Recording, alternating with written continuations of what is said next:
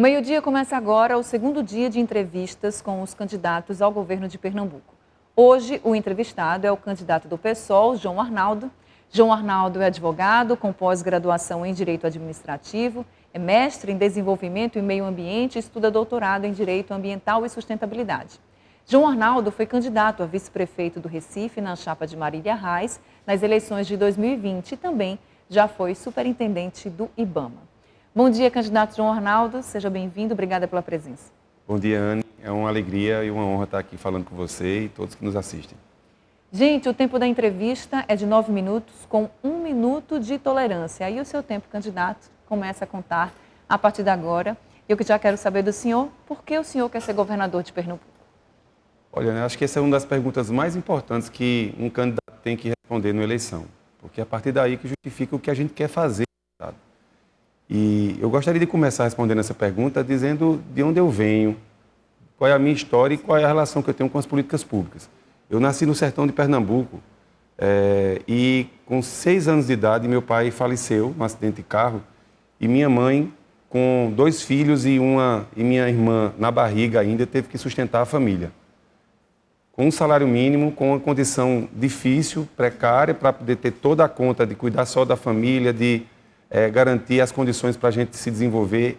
Até então, nenhum dos irmãos, nem dos meus pais, nem da minha mãe, tinha uma formação em curso superior, porque não existia faculdade no sertão. Não existia, a gente não tinha nem dinheiro para fazer uma viagem, para fazer um estudo fora, e nem tinha acesso a uma política pública. E foi por conta disso que minha mãe descobriu que existia uma casa do estudante em Pernambuco, me inscreveu na casa, eu fui selecionado por conta das condições financeiras de um teste que a gente fazia. Eu vim para o Recife aos 14 anos, morando ali na Casa do Estudante em Pernambuco, que muita gente conhece, que fica ali no Derby. E eu dividi um quarto de 11 metros quadrados com outros 7 estudantes, que vinham também do sertão com as mesmas condições. Foi tendo café, almoço e janta naquela casa, que era uma política pública, que com comida e condições de estudar, eu cheguei na faculdade, eu consegui terminar um curso. E eu decidi fazer o curso de Direito porque eu ouvia falar que todo mundo tinha direito à habitação, à educação, à moradia, e eu não encontrava isso nem no sertão e nem na região metropolitana do Recife. E aí, falando em habitação, a gente aqui, o senhor conhece bem a realidade do Recife, já que o senhor morou aqui, o senhor sabe que Recife, região metropolitana, a gente tem muitos locais com área de risco, né? A gente sofre muito com as mudanças climáticas, toda vez que chove é alagamento, é deslizamento. Esse ano, de maio até julho, mais de 130 pessoas morreram. E o senhor é um especialista em meio ambiente. Então, nesse caso, como é que o senhor pretende, o que o senhor pretende fazer para que nós, pernambucanos, possamos conviver com a chuva sem medo de morrer? Ou seja, assim como boa parte de quem mora em bairros nobres, que tem uma estrutura física bem feita e ninguém se preocupa com a chuva, por que é que isso não acontece na periferia? Porque a política não foi feita para todo mundo. É disso que eu falo sobre a minha história, de como é você crescer quando tem uma política pública mínima, que dá aquela condição igual para todo mundo se desenvolver, e quando só é feita para uns. Nós queremos garantir que o orçamento seja destinado para quem mais precisa, como é a lógica de um Estado democrático de direito com garantia para quem mais precisa. Nós vamos ter 400 milhões de reais a partir do ano que vem. O governo do Estado não tem programa de habitação. Sim. Do orçamento do Estado, que hoje é de 44 bilhões de reais, nós vamos destinar 400 milhões de reais por ano. Vai ser o maior programa, inclusive, da história de Pernambuco, para habitação. E nós estamos na luta para eleger Lula presidente, porque Bolsonaro, inclusive, entre os vários males que ele tem causado para o país, ele acabou com o programa Minha Casa Minha Vida, que chegou a ter quase 60 bilhões de reais e agora tem 0 de investimento para habitação. Então o povo sofre na pele a falta de política pública. Então o senhor vai construir casas? Nós vamos destinar 400 milhões de reais para habitação em Pernambuco, em parceria com o governo federal. Nós vamos garantir mais 600 milhões, ou seja, vamos ter 1 bilhão de reais em habitação por ano em Pernambuco.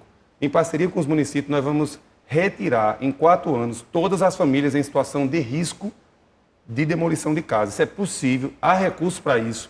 Já houve esse recurso federal antes, nós vamos só garantir que aconteça derrotando o presidente atual e garantindo a eleição de Lula, mas também garantindo o nosso orçamento aqui, que hoje é destinado a várias outras coisas que não são prioridade. Por exemplo, 600 milhões de reais o governo atual gasta com propaganda. Não é falta de recursos, é falta de prioridade. Vamos falar do desemprego? O senhor coloca no seu plano de governo que tem uma política de emprego e renda e proteção ao trabalho.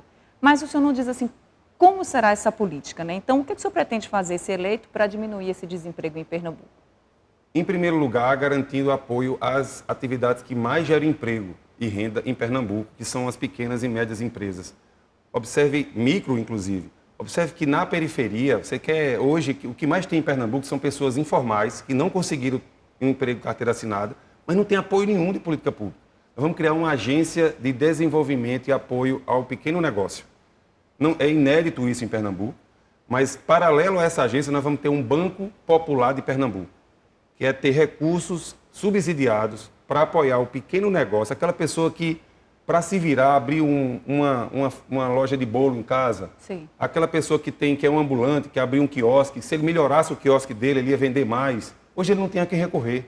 Ele vai ter duas políticas integradas do Estado, que é essa agência, que vai articular o estudante de administração, de contabilidade, ele vai receber toda uma assessoria de gestão, como também ele vai receber crédito, que vai ser desburocratizado. Então, essas duas questões, mais compras diretas do Estado. Você sabia que a gente gasta, o Estado de Pernambuco é o maior comprador de produtos do Estado. Claro, política de educação, de saúde e outras políticas públicas que compram muito produto no Estado. Eles fazem um mecanismo de licitação que não beneficia Pernambuco.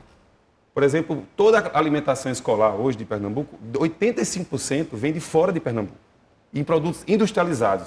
Nós vamos comprar 80% da agricultura familiar produzida em Pernambuco. Isso vai gerar renda e trabalho no campo e comida de qualidade, com agroecologia, feita da agroecologia, sem veneno, para os nossos estudantes da rede de ensino, mas também para as 1.200 cozinhas solidárias que nós vamos criar para combater a fome.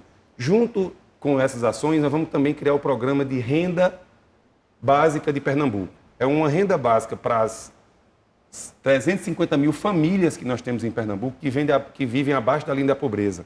São pessoas que vivem com menos de R$ 150 por mês por pessoa. É uma situação dramática. É gente que não come.